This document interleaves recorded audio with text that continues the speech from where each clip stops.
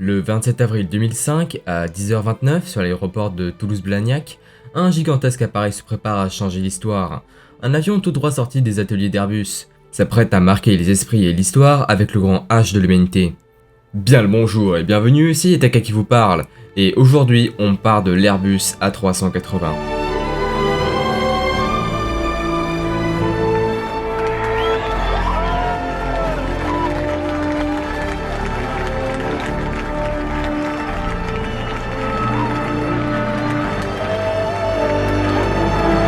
Dans les années 70, Airbus est déjà imposé comme un concurrent sérieux à Boeing et aux autres avionneurs américains, grâce par exemple à l'A300, qui est une véritable révolution. Mais en 1969, à la suite d'un contrat raté avec l'US Air Force, Boeing lance le 747, plus gros avion passager du monde. Grâce à cet avion, toujours commercialisé aujourd'hui, Boeing se trouve seul sur le marché des gros porteurs. Au début des années 90, Airbus cherche à faire changer les choses, et de façon drastique. De très gros porteurs ont déjà été construits, mais principalement dans le domaine militaire, comme le C-5 Galaxy ou l'Antonov 124 et 225, mais jamais dans un but civil. Airbus ne sont pas les seuls à envisager de tels projets. Boeing et McDonnell Douglas avaient également des projets de cette ampleur, avec le Boeing New Large Plane, désolé pour mon anglais, et le McDonnell Douglas MD-12. Et finalement, alors que Boeing et McDonnell Douglas abandonnent leur projet, Airbus lance le projet AX. Airbus fixa la taille de l'appareil avec les principales compagnies aériennes et aéroports. Il fut décidé que l'avion ne devait pas dépasser 80 mètres de long et de large, pour 24 mètres de haut, pour ne pas nécessiter de modifications drastiques des infrastructures existantes. L'objectif premier durant la conception était de construire un avion capable de transporter plus de passagers qu'un 747 pour moins de carburant par siège. Le 19 décembre 2000, le programme A380 est officiellement lancé, avec un budget de 8,8 milliards de dollars. À peine le projet lancé que 6 compagnies effectuent 50 commandes.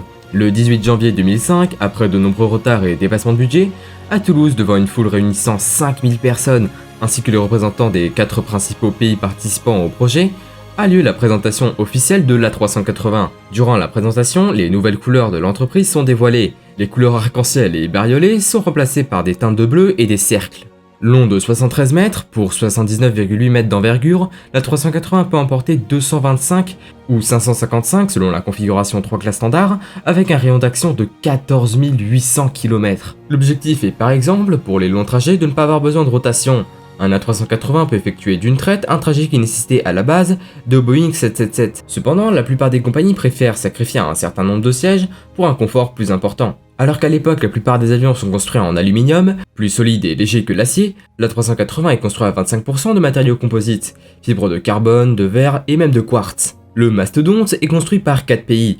Les ailes et les moteurs sont de fabrication Rosbif, le fuselage avant, arrière, les volets et la dérive sont allemands, l'empennage et le capot central sont espagnols, et le fuselage central comme l'avionique sont français. Le tout étant assemblé à Toulouse en France. Le 27 avril 2005, le premier prototype de l'avion effectue un premier vol, piloté par Jacques Roseille. Il a intérêt à voler.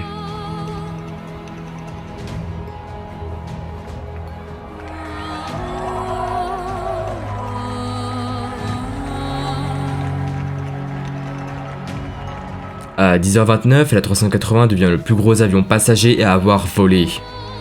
Le 27 octobre 2007, le premier vol commercial d'un A380 a lieu. C'est un appareil de Singapore Airlines qui effectue un Singapour-Sydney. Les passagers sont unanimes, cet avion est génialissime, plus confortable, plus spacieux, moins bruyant et même moins de vibrations. 2 mois plus tard, le PDG de la compagnie annonce que les performances de la 380 sont supérieures à ce que espérait la compagnie et Airbus en consommant 20% de moins de carburant que les 747 de l'entreprise. Le 4 novembre 2010 a lieu le premier incident en vol impliquant un A380. Durant le vol Singapour-Sydney de Qantas, le réacteur 2 a une défaillance et il explose. Heureusement, l'avion a pu se poser et aucune victime n'est à déplorer. Les rares autres incidents ne firent aucune victime. Malgré la fiabilité de l'avion et ses capacités surprenantes, il devient doucement un boulet pour l'avionneur européen. Dans les années 80, Airbus estimait la demande d'un tel appareil suffisante pour vendre 2000 avions en 20 ans. Mais à la fin de 2014, les commandes fermes ne comptaient que 82 exemplaires, seulement répartis par 5 clients. Et faute de nouvelles commandes depuis le mois de février 2014 à la fin de l'année 2014, un fonctionnaire suggéra d'arrêter la production. De 2014 à 2017, l'avion continue de recevoir des améliorations, Un A380 Neo est même envisagé, mais devant le manque de commandes, la fin du programme A380 est annoncée le 4 février 2019. Le dernier avion devrait être livré en 2021. Si une vidéo uniquement consacrée à l'échec commercial de l'A380 vous intéresse, dites-le moi en commentaire, je suis grave chaud pour en faire une. Le 26 juin de cette année a eu lieu le dernier vol d'un A380 d'Air France. L'avion volait déjà à perte depuis un moment et la compagnie n'a pas pu rentabiliser sa flotte de 10 appareils. L'A380 va encore voler 20 à 30 ans, a priori en tout cas, car si les autres compagnies suivent le pas à Air France, on n'en a pas pour plus de 10 ans. Il restera dans les mémoires et dans l'histoire, il aura fait rêver toute une génération et il continuera, je l'espère, de nous faire rêver.